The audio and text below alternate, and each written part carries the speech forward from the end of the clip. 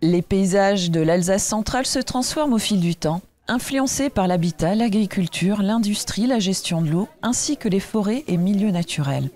Le PETR, pôle d'équilibre territorial et rural d'Alsace centrale, et la communauté de communes du Val d'Argent souhaitent accompagner ces évolutions. Des réflexions sont menées avec plusieurs acteurs, l'INRAE, l'association Paysage après pétrole PAP, l'ADEME et les Gouttes d'eau du Val d'Argent. Des promenades à vélo permettent de s'immerger dans le cœur du sujet. Si on devait s'affranchir de nos énergies fossiles, quelles répercussions ça aurait sur nos paysages? Donc, on aborde des questions de transport, on aborde des questions d'aménagement du territoire, de vie du quotidien, on aborde des questions d'alimentation, de ressources en eau, de chauffage. Et donc, dans le Val d'Argent plus particulièrement, on s'est arrêté sur différents points.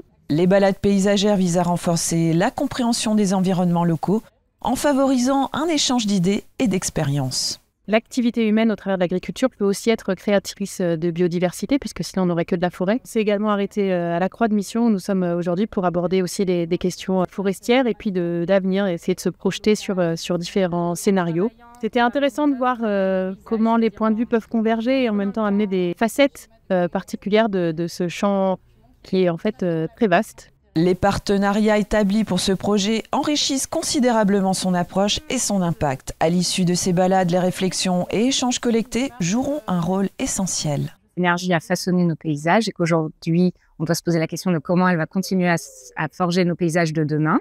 Et si on ne veut pas subir ces évolutions-là, on apporte un peu des éléments de méthode et des réflexions.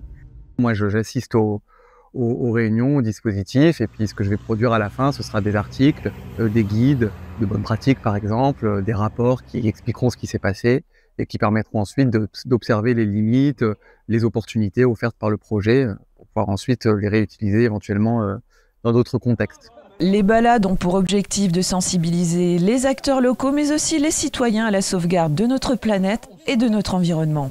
Au printemps prochain, elles seront accessibles à tous, favorisant ainsi une mobilisation collective en faveur de la transition énergétique et de la préservation des paysages locaux.